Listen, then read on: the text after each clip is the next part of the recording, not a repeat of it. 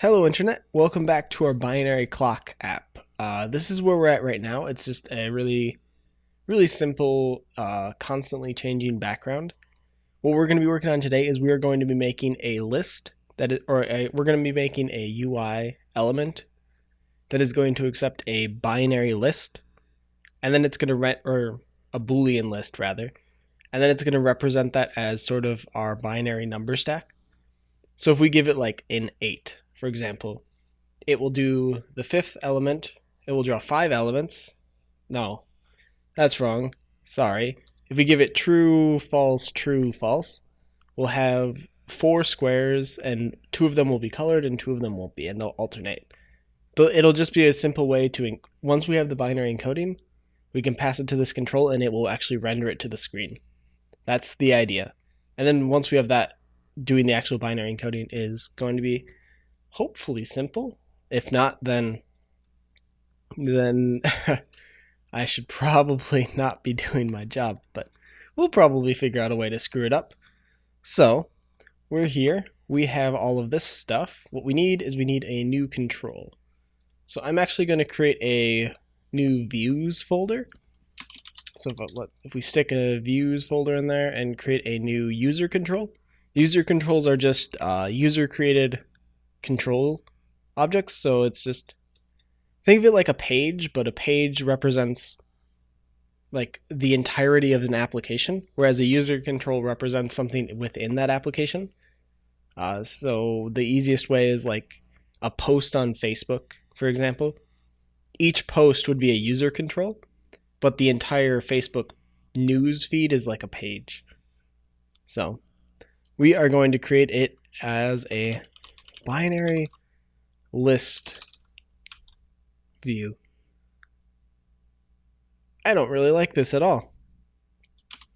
Oh well. Okay, I don't like that name at all, but it's what we have. So we'll make it work. Then what we're going to want is we're going to want a items control. And so an items control is just a container that can contain multiple different items, and it will stack them based on however on the layout you give it. So we are going to want to define that layout.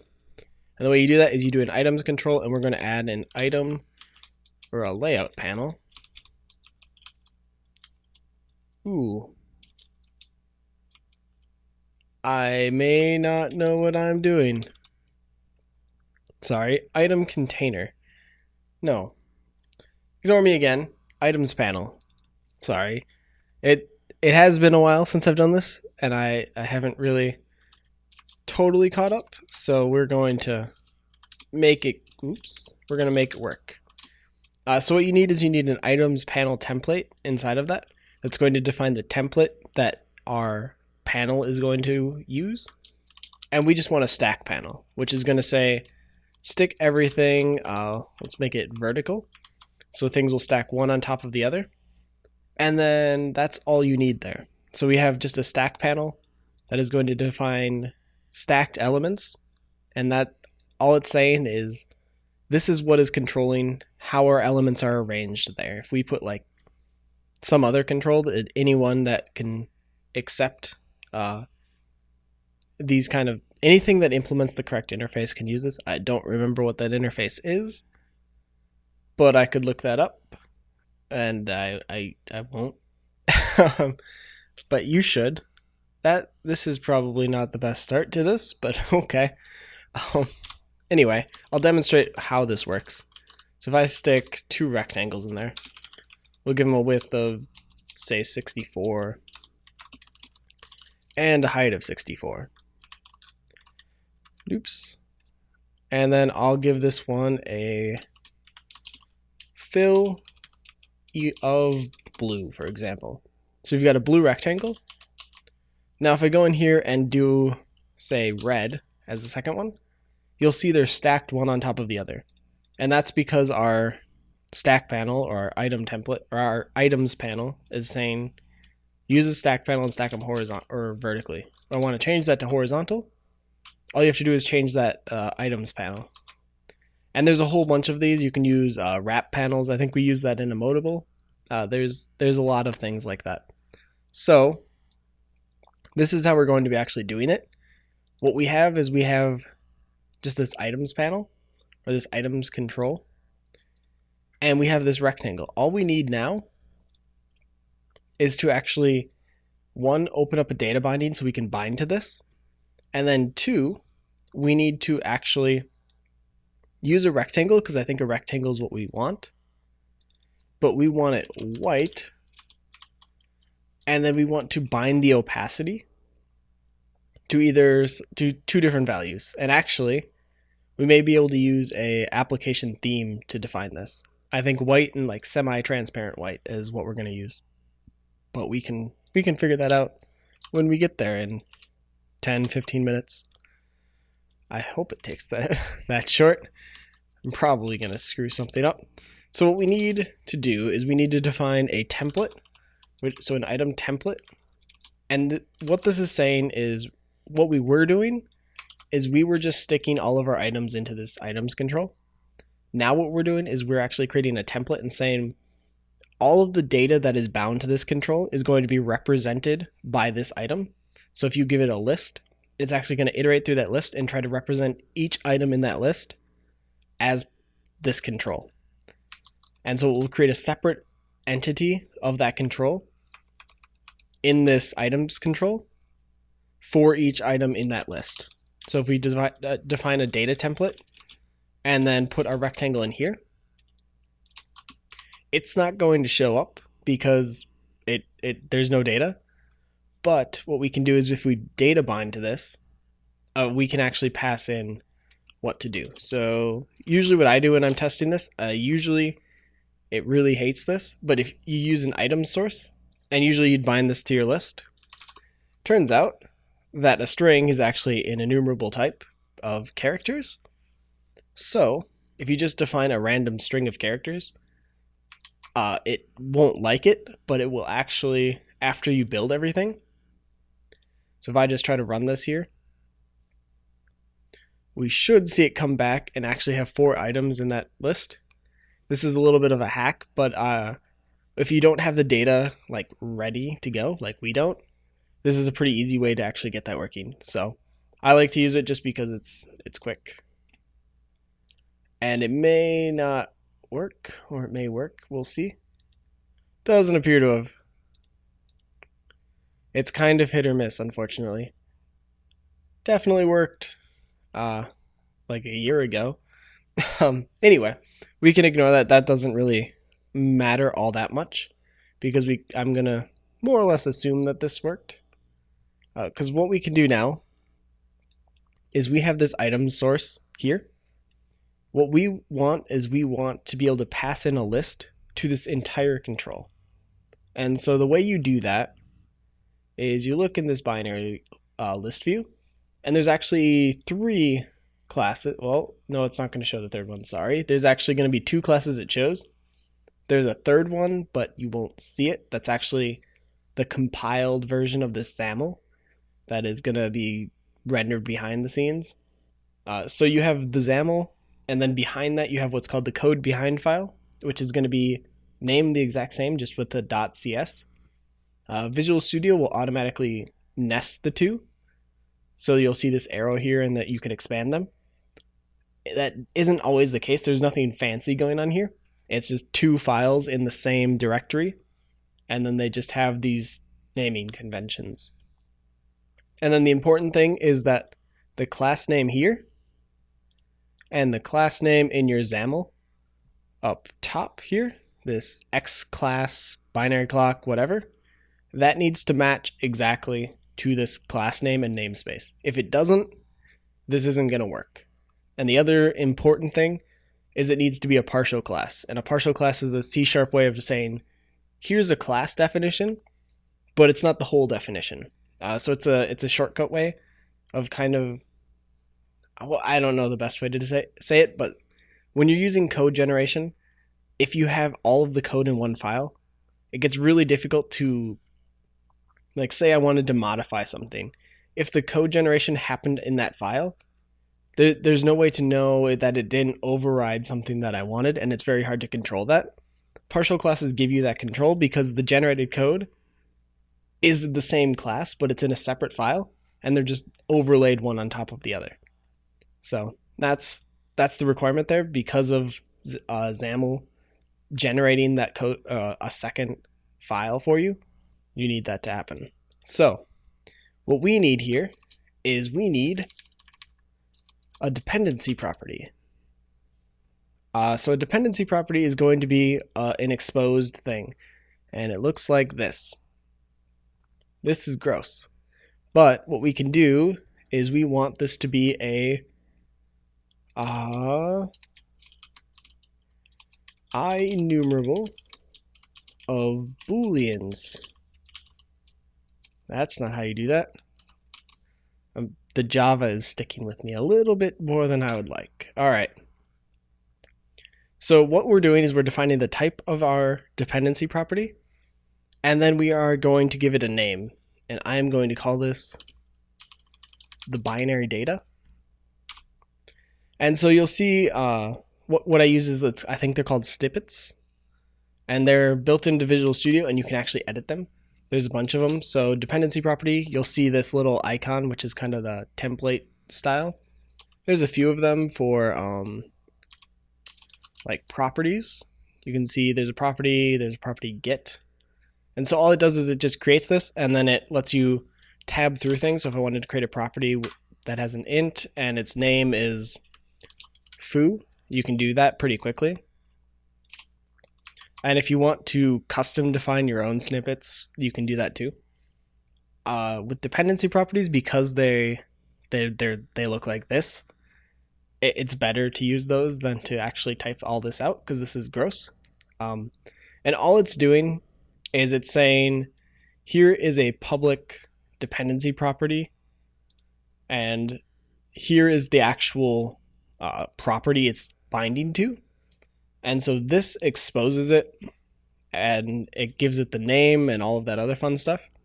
But then this is where the data is actually stored. And so it's kind of a weird use of the language that kind of got around some of the limitations, I guess. But all this is going to do is it's going to expose a property on our control called binary data that we can actually access from XAML. So we have this binary data. The one thing I do like to change with this is I like to use C#6's name of and give it the binary data that way, just so our refactoring is a little bit cleaner. But other than that, this template should work.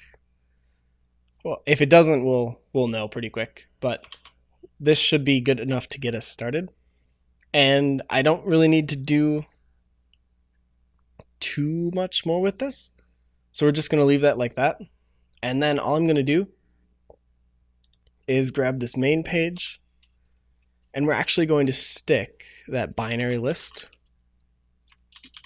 view into that. Oh, it doesn't find it. Okay. Oh, it was about to. There we go. And so if I click that, it's actually going to add the namespace, these XML namespace, or XML and S, and the oops, and then it gives it a actual shorthand name for it. And then it defines the actual C# namespace that you're going to be looking up. So here we're looking at our binary clock.views, and that is the namespace of our view. You can see the namespace, they match up. And so all it's doing is exposing that into our XAML so we can actually figure out what we're actually referencing. And then we can create it. And you can see this is where our little hack actually works. So we have that four item list that we defined from our XAML, and it's showing up in our main page. So that's how you get your custom control in like that. I'm gonna center it, and actually, since we're just doing one, I think it'll look better if we horizontally do it. I'm not gonna do this for the real one, but for now, I think it'll be a little bit cleaner.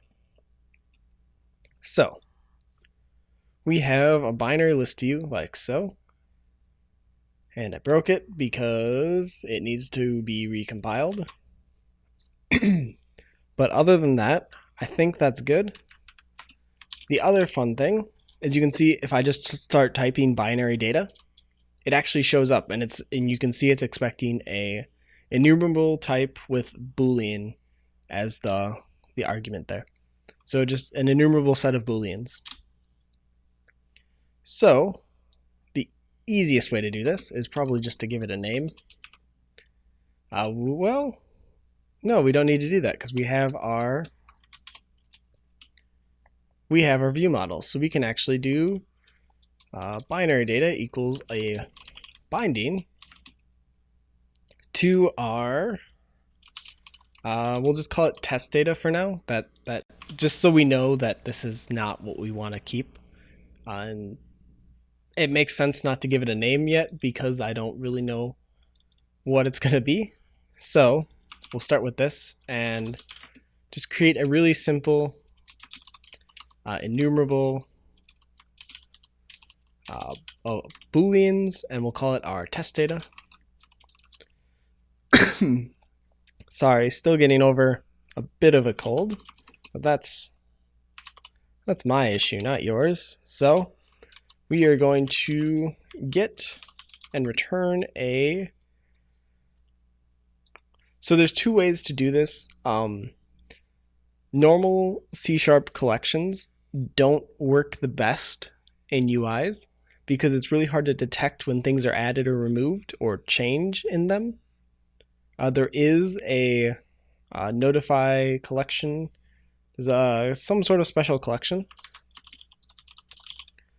that I'm forgetting right now. I had it in my head, and then I started working on this and totally forgot about it. But I don't think we need it right now because we're not going to actually be changing this. We are just going to bind to it and just get it to represent it. The actual implementation isn't going to be affected by that. The only thing that's going to change is our actual view model, and just the lack of that property will mean it doesn't do anything. The only difference between that that special list and the normal lists is that one implements the iNotify property changed and a few other interfaces, and those give us access to all of those fun notifications about an item was added, or an item was removed, or an item was moved, or things like that. And you can actually use that to actually create animations and things like that. So what we want is we want a really quick,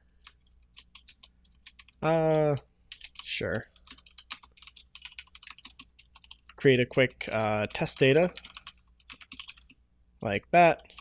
We can do a simple list and let's actually do false, false, false, false, false. I'm going to get myself confused. True, false. And that should be a byte of 2, which is the, shoot, I just totally blanked. It's the part of this series that we're on.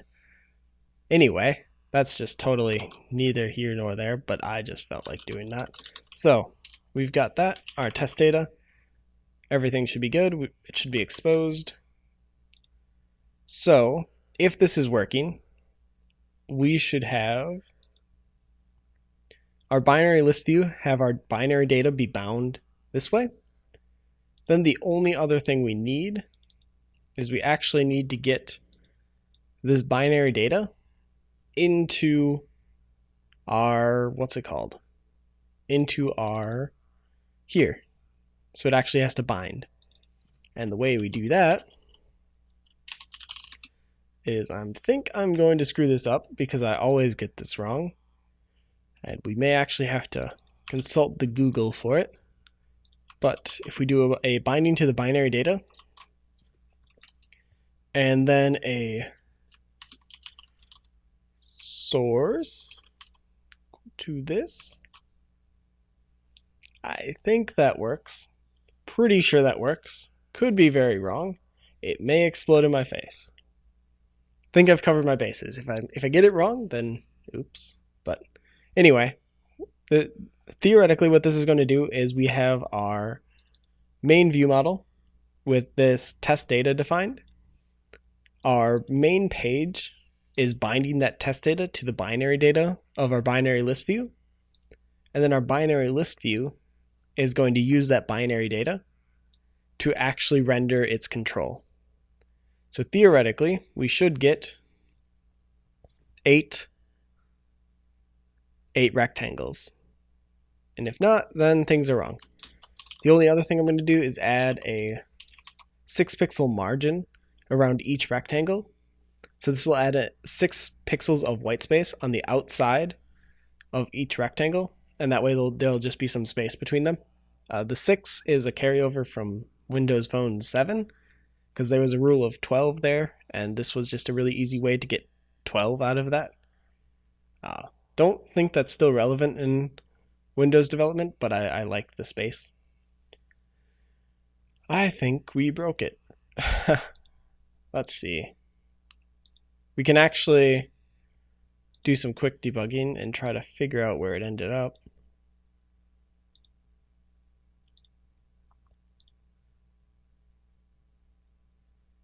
Huh.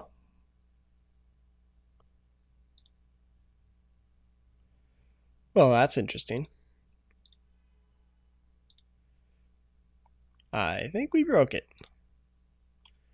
So we need to do some very quick testing of this, because that should have worked. Actually, that's probably me getting this wrong. So I still haven't figured out the best way to debug these data bindings. If you know a way to do it, I would love to know, because I don't. But this is sort of the way I've been doing it. Actually, no, we can do this better. Ooh, this is probably not better. Is it? Nope, not going to be better. We're going to do it anyway, though, just to see what happens. I'm going to give it a key, and I'm going to call it our binary list view root, because that's what it is. And I'm going to do the source. Actually, is that what I want? I think so. No, it's not. Sorry, source. There we go. And then we want a static reference to that, or static resource of that. So all this is saying is use our binary list view root that way. It's not found. That's because we haven't compiled. So even though it's defined in the same file, it's not going to find these references or these keys, because this needs to go through the compiler, and that class needs to be built. So this isn't looking through this file, it's looking through a compiled file that actually isn't displayed here. So that's why it's saying it's not found yet. If you run, you don't have to start to actually do this, you can just run a quick build and it will generate that and everything will be fine. I usually just run it because usually oops. The cryptic error of doom. Oh no. Alright, so I'm pretty sure we did something awful. Yes. So we're getting, this is the default something broke exception catch thing. So this is in our very far code behind. It's like a app.g.i.cs file, which is a generated C# file that's part of your application, and it's going to actually catch errors when you're debugging and actually print them out, because there's no other way I know of to get them. This comes with every Universal Windows Platform app, and I think it comes with every Windows Phone and Windows 8 and so forth. But here, the issue we are getting is there's a markup parsing exception. Our key cannot be found. So all of that stuff that I said about being able to find it was wrong. So that's my bad. Okay, I'm actually going to go quickly look up how to actually do this right. because I think that's probably a good use of our time. And then once I find that, we'll get back and do things the correct way, because the correct way is probably the best way. All right, so it turns out the key was the problem. If you do name here, we can actually keep this binary list root view, and all of this can go away. And then we just need to switch this out for element name. And so all we're doing is we're binding to our named thing. And so this should be able to find it, and I believe this will actually also support nesting. So if you have multiple of these controls, it will be able to correctly identify which one is which. So with this, we should be able to get, yeah, we have our 8 squares. So the last thing we need to do is we actually need 2 different renderings for these squares. We need one for true and one for false. And so to do that, we're actually just going to use a converter, I think. And so what we can do is we can use a converter. I just said that. Why am I saying that again? So there's a bunch of values that are being bound to all of these elements here. So we have like this width, for example, I believe it's a double, and this height is a double, and so forth.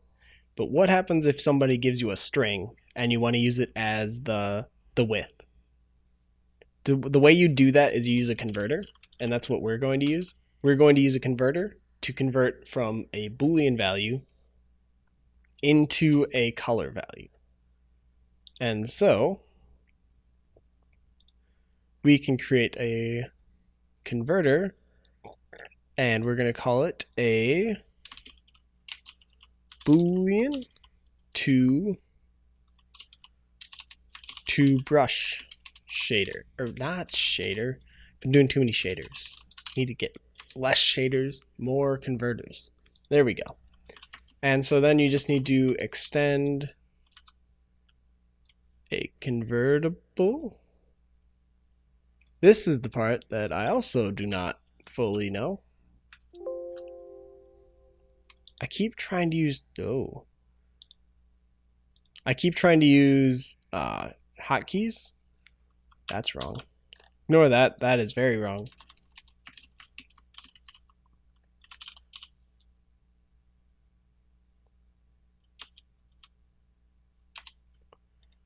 What is going on?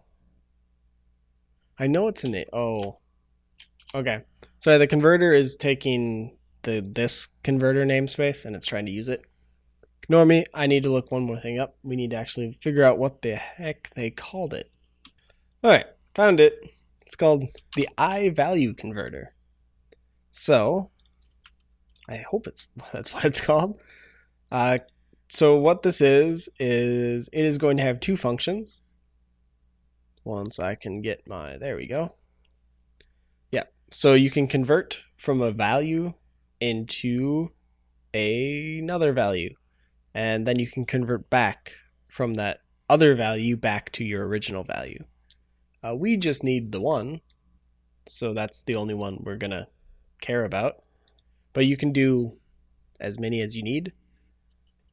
So the first thing we're actually going to do is we're going to create 2 dependency properties. And so what this is going to do is we are going to have a brush like that. And this is going to be our active brush. So this is the brush that's going to be displayed when our component is active. And then we can do name of active brush. I may be making this more complicated than it needs to be. I almost certainly am, but I think it'll give us something useful. That might be an issue because it's expecting things that don't exist. Oh, no, we can't do this. Ignore me. We're just going to do a getter and a setter here. And I think that'll get us what we need. Could be wrong. We don't need to bind to this, so I think we're fine. Anyway, we have an active brush, and then we have a deactive brush. That isn't a word.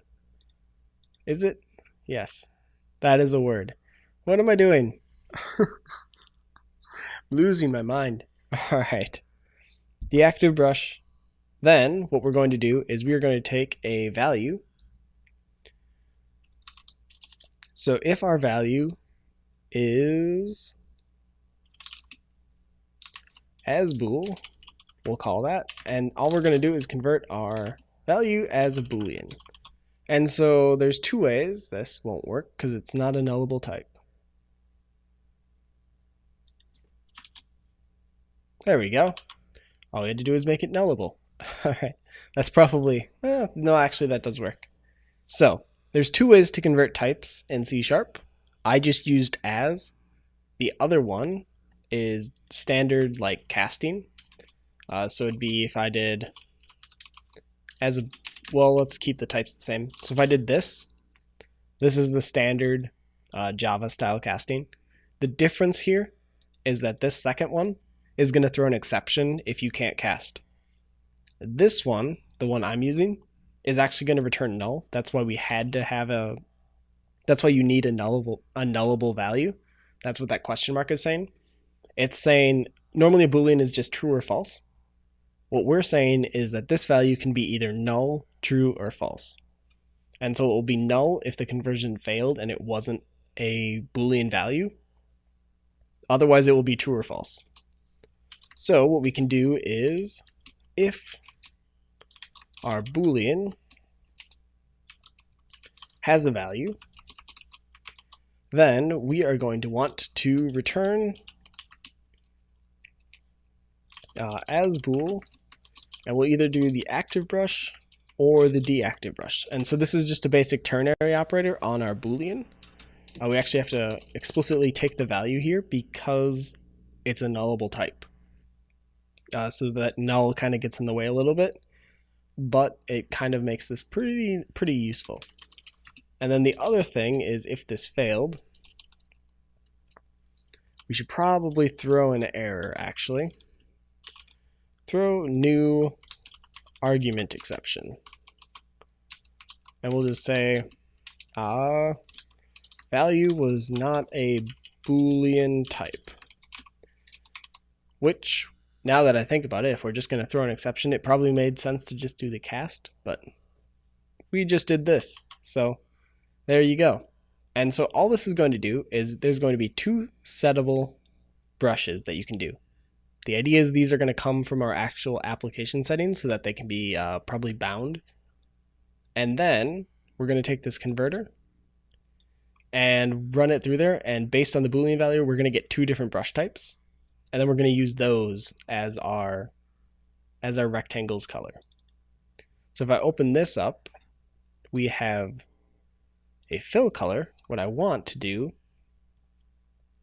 is I want to do a binding on this with a converter equal to the static resource of our Boolean to brush converter.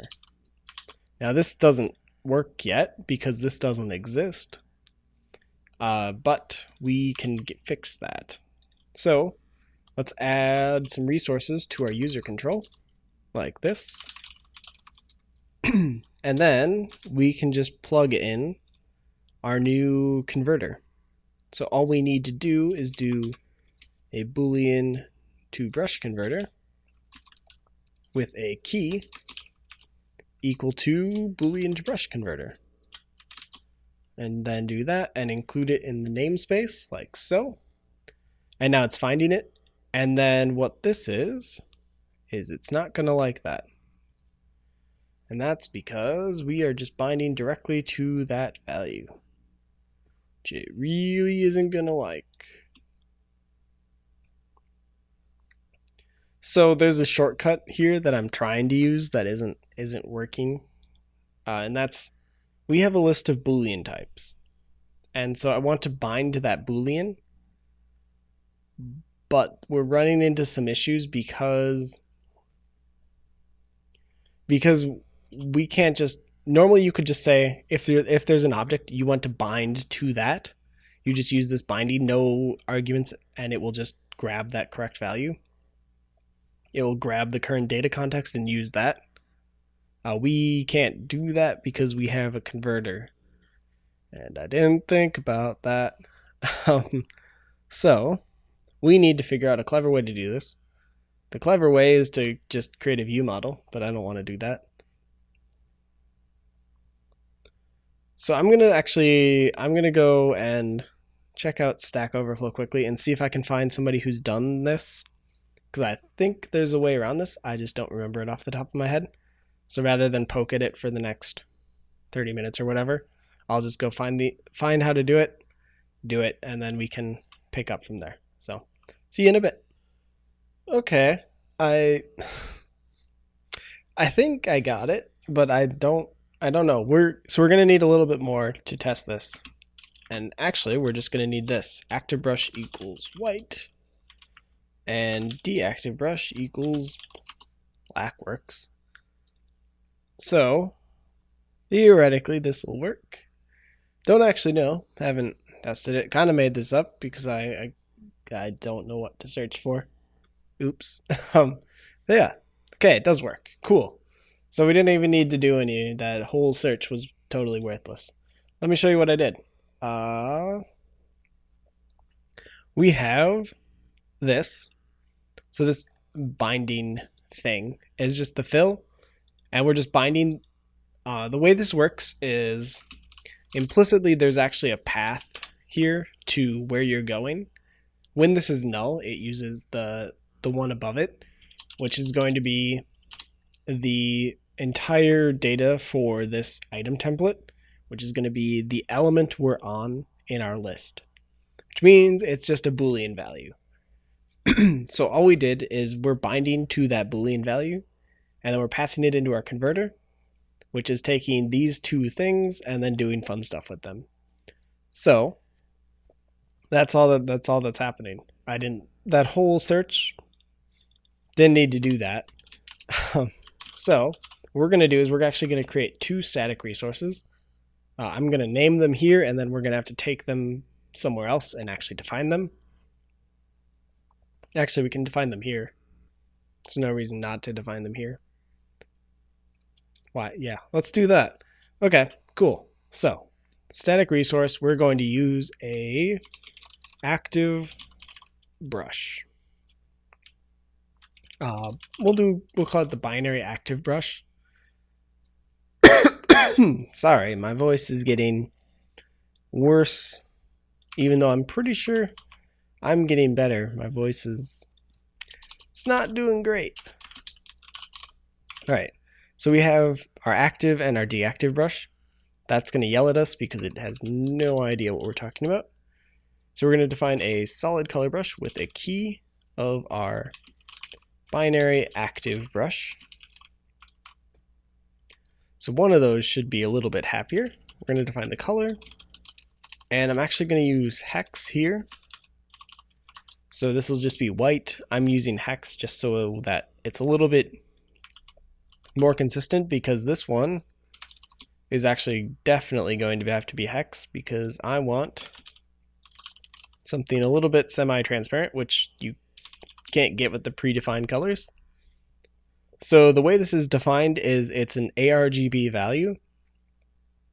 And so that means you've got 2 bytes.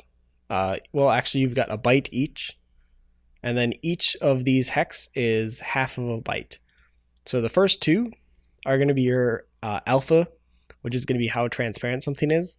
The next 2 are your red value. The next 2 are your green value. The next 2 are your blue value.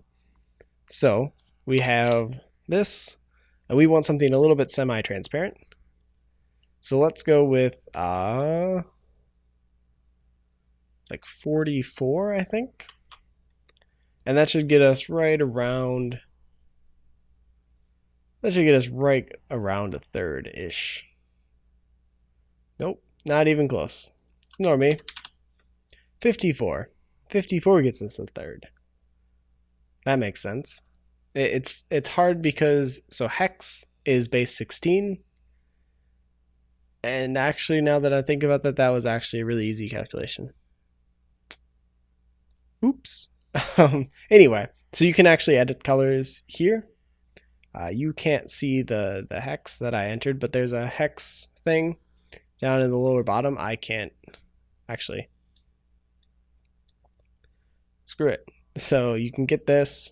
There's a hex value down here. Change that or modify this, and it'll all come out somewhat intelligently. I'm gonna drop this back down here before I forget. No, go there. Okay. So that's all fun and good. But all we've done now is we have two brushes that are defined. We can actually move these wherever. Doesn't really matter. They're fine here. This is more just so they can be reused if we want to. If we bring these all the way out of our application, they can be used anywhere.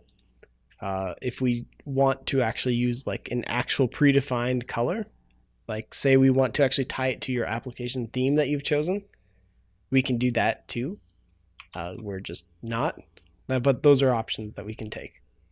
So anyway, if I start this now, actually, one last thing I'm going to do is I'm actually going to vertically align this in the center and horizontally align it in the center as well. And so we should get a centered 8-bit, or just we should get a centered byte. And it should be 2. So actually, that's really hard to see. We'll give it a second while it cycles to a darker color.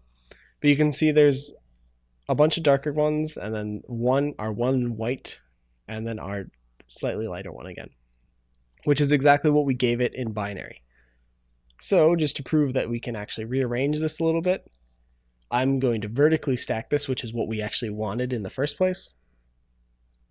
And then we should be good, and we can actually use this, take our digits from there, take our digits from our time rather, and actually plug this in and use it to build our entire application, and it should just work.